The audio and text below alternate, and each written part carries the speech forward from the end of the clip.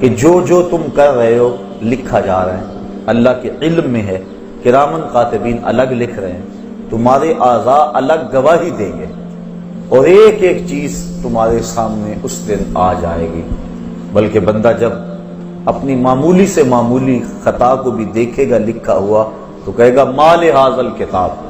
لا یغادر صغیرۃ ولا کبیرۃ الا احصاها، ہاں اس کتاب کو کیا ہو گیا، اس نے چھوٹی بڑی کوئی بات نہیں چھوڑی، سب کچھ لکھ دیا۔ تو ایک ایک چیز لکھی جا رہی ہے، قیامت کے دن ہر شے تش تش بام ہو جائے گی۔ یوم تبلی السرائر فما لہ من قوۃ ولا ناصر، اس دن سارے راز کھول دیے جائیں گے، ہر شے سامنے آ جائے گی۔ تو اللہ تعالیٰ اگر چاہے گا تو اپنے کرم سے کسی کو معاف کر دے گا، لیکن اگر وہ سزا دینا چاہے تو کوئی شخص دم نہیں مار سکتا۔ اس لیے اس دنیا کے اوپر انسان سے گناہ سرزد ہو جائیں تو وہ توبہ کرے، توبہ سے گناہ ختم ہو جاتے ہیں، مٹ جاتے ہیں، بلکہ گناہ نیکیوں میں بدل جاتے ہیں۔ اور اگر وہ توبہ کے بغیر اس دنیا سے چلا گیا، اس کے نامہ اعمال کے اندر وہ گناہ موجود رہے، تو پھر اس کو اس کی سزا بھگتنا ہوگی۔ اللہ اپنی مرضی سے چاہے تو درگزر فرما لے۔ جو حقوق العباد ہیں، بندوں کے جو حق ہیں، وہ قیامت کے دن بھی معاف نہیں ہوں گے، انہیں اللہ تعالیٰ جل شانہ صاحبان حق کے سپرد کرے گا۔ اور اگر کسی نے کسی کے 2 پیسے بھی دبا لیے ہوئے ظلمن، تو 700 با جماعت نماز اس کے بدلے میں لے لی جائے گی۔ تو ہم دیکھیں کہ ہم کیا کر رہے ہیں اور کس جگہ پہ کھڑے ہیں اور اپنا کیا دھرا کیسے برباد کر رہے ہیں۔ تو عقیدہ آخرت جو اسلام نے دیا ہے اس سے بچنے کی امید بھی ہے، پکڑے جانے کا اندیشہ بھی ہے، لہذا بندہ اپنا احتساب رکھے اور قدم پھونک پھونک کے رکھے اور اپنے معاملات کو صاف رکھے۔ ہمارے بنیادی عقائد جو ہیں وہ 3 ہیں، عقیدہ توحید، عقیدہ رسالت اور عقیدہ آخرت۔ عقیدہ توحید اللہ تعالیٰ جل شانہ کو واحد احد صمد بے نیاز یکتا ذات میں صفات میں ماننا۔ عقیدہ رسالت کا اقرار اور اللہ تعالیٰ کی طرف سے جو خلق خدا کی رہنمائی کا نظام ہے اس کو تسلیم کرنا۔ تیسرا عقیدہ آخرت، جس کی وضاحت آپ کے سامنے پیش کی گئی۔ یہ جو کفار مکہ تھے یہ توحید کا انکار نہیں کرتے تھے، بتوں کو شامل کرتے تھے ساتھ، یعنی وجود باری کا انکار نہیں کرتے تھے، اللہ تعالیٰ کے وجود کا ایمان رکھتے تھے لیکن بتوں کو بھی ساتھ شریک مانتے تھے، لہذا ان کے عقیدے میں خرابی آئی۔ رسالت کا بھی انکار نہیں کرتے تھے، رسالت کا حضور کے ساتھ جو انتصاب ہے اس کا انکار کرتے تھے، یعنی یہ اس بات کا انکار نہیں کرتے تھے کہ کوئی رسول ہوتا نہیں، وہ کہتے رسول ہوتے ہیں، لیکن حضور کے بارے میں کہتے تھے لستا مرسلا، کہ آپ رسول نہیں ہیں، یعنی رسالت کا انکار حضور کی ذات سے کرتے تھے، نفس رسالت کے منکر نہیں تھے۔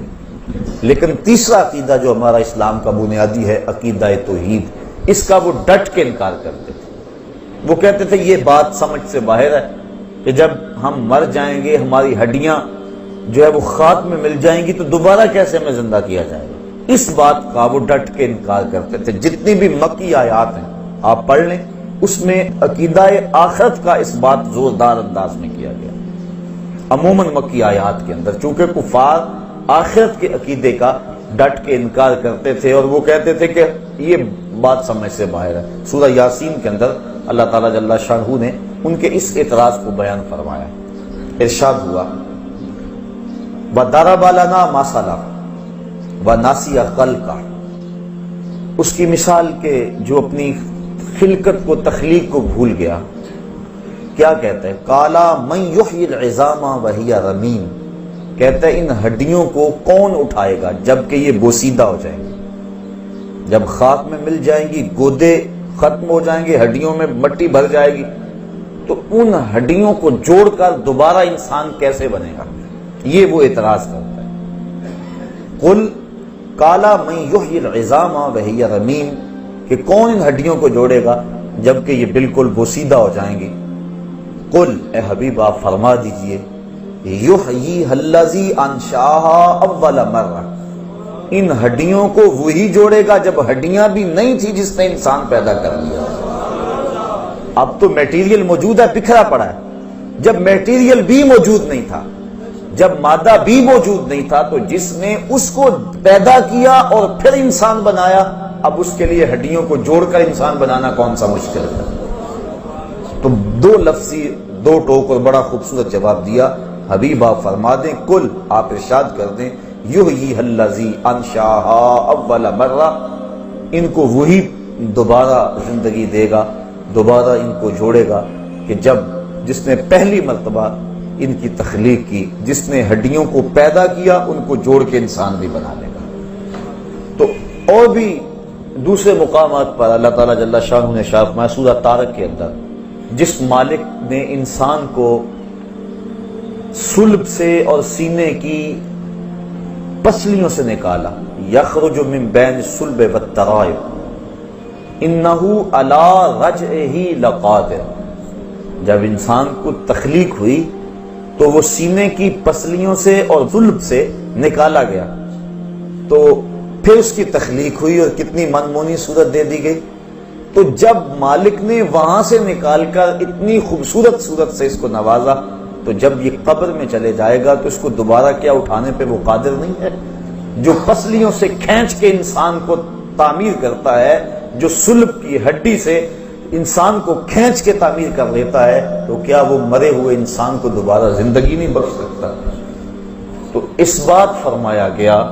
عقیدہ آخرت کا، اس کے دلائل قرآن مجید کے اندر جگہ جگہ پھیلے ہوئے ہیں، بالخصوص مکی آیات کے اندر اس کو بڑی وضاحت کے ساتھ بیان کیا گیا ہے۔ تو یہ ہمارا بنیادی عقیدہ ہے، عقیدہ آخرت، کہ ہم دنیا پہ جو کچھ کر رہے ہیں اللہ کے حضور ایک ایک چیز کا